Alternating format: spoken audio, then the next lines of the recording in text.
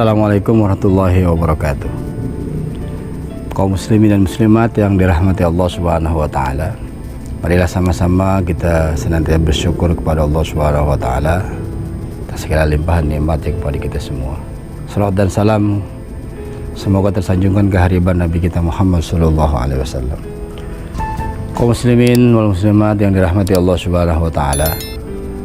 Suatu ketika sahabat Mu'adz bin Jabal pernah bertanya kepada Nabi kita Muhammad sallallahu alaihi wasallam dalam sebuah hadisnya yang diriwayatkan oleh Sahihain, dua riwayat hadis yang sahih, ini Imam Bukhari dan Muslim. An Mu'adz bin Jabal radhiyallahu an qala qultu ya Rasulullah akhbirni bi'amalin yadkhilunil jannah wa yuba'iduni 'anil nar. Ya Rasulullah, berilah aku satu kabar berita, satu amalan yang dapat menyebabkan aku masuk surga dan jauh dari neraka. Maka sebelum menjawab, baginda Rasul sallallahu alaihi wasallam berkomentar terlebih dahulu atas pertanyaan Mu'adz bin Jabal. Qala Rasulullah sallallahu alaihi wasallam, laqad sa'alta an azim. Rasulullah memberikan komentar atas pertanyaan Mu'adz bin Jabal, wahai Mu'adz, sesungguhnya engkau bertanya persoalan yang besar, persoalan yang berat, persoalan yang belum tentu mudah bagi seseorang untuk melaksanakannya.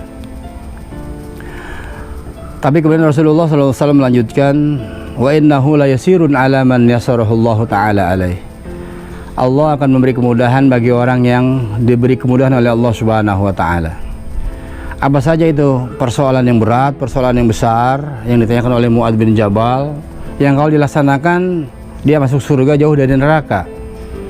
Yang pertama adalah anta abudallah wa la tusyriku bihi syai'a. Engkau beribadah kepada Allah dan tidak menyekutukan dengan sesuatu apapun. Ibadah kepada Allah mukhlis, ibadah kepada Allah ikhlas, apakah itu ibadah mahdhah maupun ibadah ghairu mahdhah, yang di dalamnya misalnya ibadah sosial dan lain sebagainya.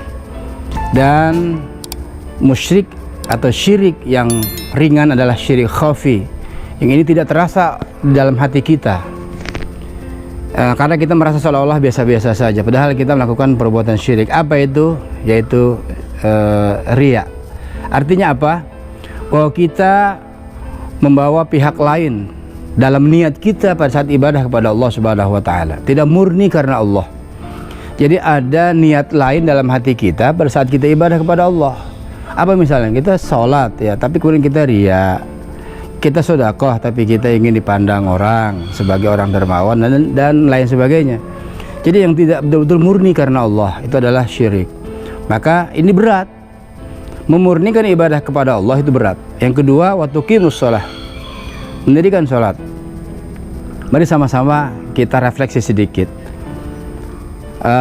Sholat itu kita bayar atau enggak? Kan sholat kita enggak bayar. Terus sholat itu ditentukan enggak tempatnya? Sholat itu tidak harus di masjid atau di mushola. Di mana saja di bumi, di atas muka bumi ini kita bisa sujud kepada Allah Subhanahu wa taala. Sekarang pertanyaannya, sholat itu berat atau ringan? Ternyata sholat itu berat, padahal sholat itu tidak bayar. Sholat itu tidak ditentukan tempatnya, harus di satu tempat yang khusus, yang spesial.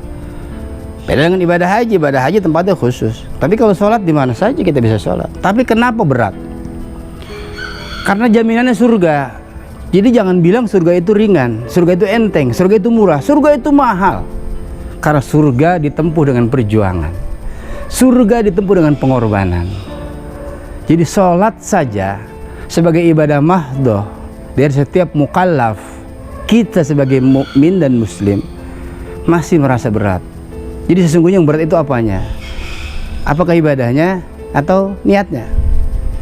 Jadi sebenarnya ibadah itu ringan, ibadah itu enteng. Yang berat itu melaksanakannya. Salat tahajud tengah malam hanya 2 rakaat saja kalau kita mau. Tapi kenapa kita tidak bisa? Karena berat. Kenapa berat itu ibadah? Karena jaminan surga. Jadi jangan dikira bahwa surga itu ringan-ringan saja, enteng-enteng saja, mudah-mudah saja. Surga itu harus ditempuh dengan perjuangan. Perjuangan perlu pengorbanan. Jadi kalau kita ingin masuk ke dalam surga, maka ibadahlah kepada Allah Subhanahu wa taala dengan ikhlas, dan itu berat. Tapi ingat, bagi kita yang dimudahkan untuk melaksanakan ibadah salat fardu, salat sunnah, ya salat sunnah macam-macam. Ada salat sunnah rawatib baik muakkad maupun ghairu muakkad, ada duha, ada tahajud, ada salat sunnah yang lain.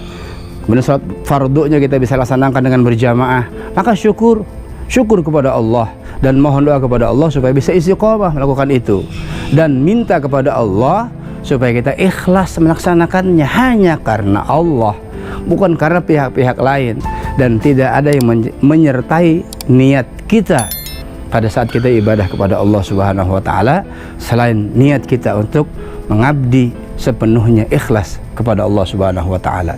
Dua dulu, nanti kita akan sambung lagi pada pertemuan yang akan datang. Mudah-mudahan ada manfaatnya.